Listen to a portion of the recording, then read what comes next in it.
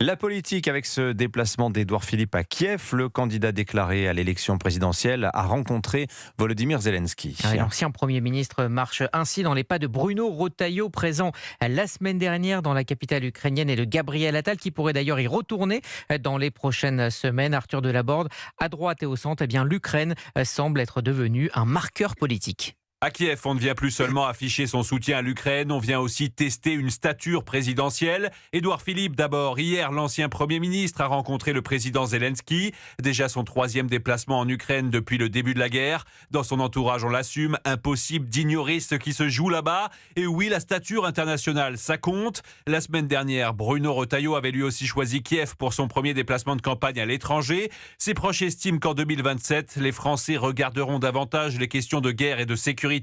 Et pour le patron des Républicains, l'Ukraine permet aussi de marquer une différence avec un RN longtemps plus ambigu sur Moscou, au moment où les États-Unis de Donald Trump prennent leur distance.